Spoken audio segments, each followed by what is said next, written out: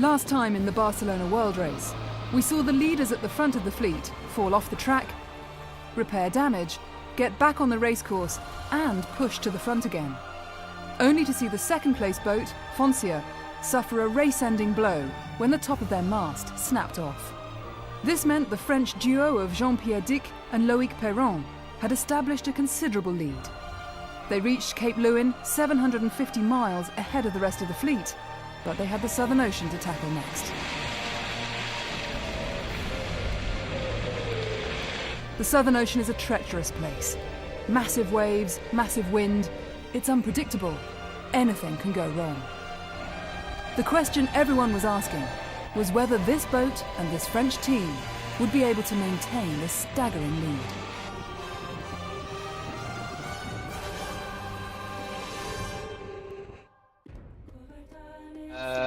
Well, if you take the whole world, we are not so far ahead.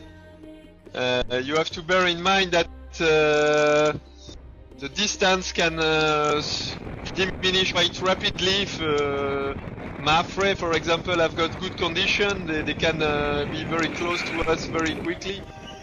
So we stay motivated anyway to keep going and try not to lose the advance, because it's now we want to keep the good work we did, and we don't expect to slow down or to slip. Pushing hard in second place are the Spanish Olympic pair of Iker Martinez and Xabi Fernandez on board Mapfre. We are finding ourselves very well, the boat is going well, and here we are second, no? Now with these strong winds we break in nothing, so boat is perfect, and Iker and me, we are perfect as well.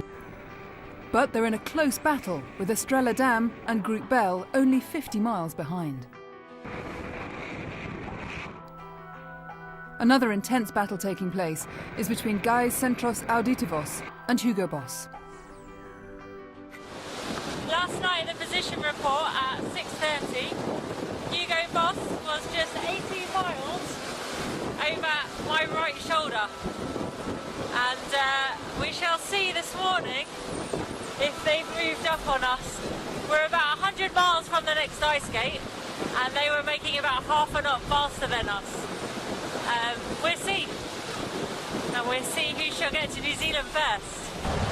That's the positions at 3:30 this morning, and you can see Hugo Boss, just 10 miles difference between us now, and they still haven't quite got in front of us. And we are currently just 30 miles from the gate, and then we go to the Australian barrier. It's really enjoyable conditions out there, so we're doing a lot of time hand steering and catching the waves and trying to maximise every mile we can. Well, rumour has it that there's some really good, nice red wine and some toast on the boat, so if we can go really close and maybe get a little platter from them, that would be great. Well, we've been waiting for them for 2 oceans now, so they better get a move on. They keep promising they're going to catch us, but they haven't done it yet. At the front of the fleet, it was still Verback Paprec 3 that was leading, and would reach the Cook Straits of New Zealand first. But then news came through that the French team of Jean-Pierre Dick and Loïc Perron had once again suffered damage to the boat. The leading pair would pull into Wellington to make repairs and stay for the 48-hour penalty. L'idée d'arrêter ce matin, tout simplement on a cassé 2 petites pièces qui relient la grand voile au mât. C'est des pièces très importantes. On avait 3 pièces de spare ou de rechange à bord, et on en a cassé une pendant la traversée.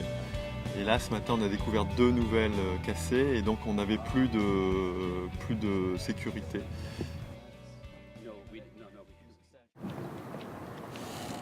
So the progress is perfect. There is a lot of people working on the boat since this morning, because this boat was built in Auckland, in New Zealand, and there are a lot of friends helping us to fix the problem on mast, the bubble on the back, and a lot of small details on the boat. And we're going to be ready to start again tomorrow night by 23:11. Verback rejoined the race in first place, even after the pit stop. Some could argue that having stopped, this was a perfect tactical decision, ahead of dipping into the Pacific Ocean and heading east to Cape Horn. The boat was once again in perfect working order. Both sailors were refreshed and were ready to take on the most treacherous part of the race. By the next morning, Verback were 140 miles ahead of second-place boat Mapfre, who were managing to slip through the Cook Straits early in the morning. And once into the Pacific, they started to pick up speed and were eating into Verback's lead. We are like 30 miles back. However, this was short-lived because the French duo ahead of them found another gear and held on to the lead. Really happy to race against them, for sure, against you guys, and you are doing tremendous work. It's not finished. Having left Barcelona 61 days ago, the leading boat in the Barcelona World Race, Verback Packprek 3, were approaching Cape Horn. A milestone for the race, and a milestone for any ocean sailor.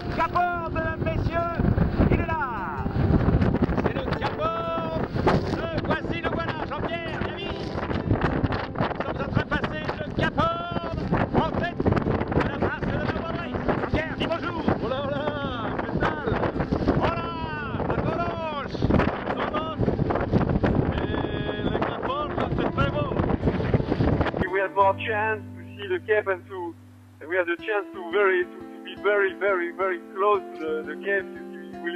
We'll send us the photo and you have seen the film. We were amazingly close to the Cape, and that's a magic moment we'll remember for a long time with Loïc. Jean-Pierre Dick and Loïc Perron are proving to be a formidable force in this race. Having stopped twice, they still maintain a lead over the rest of the fleet. Catch up with us next month on Seamaster Sailing to see who will make it back to Barcelona first.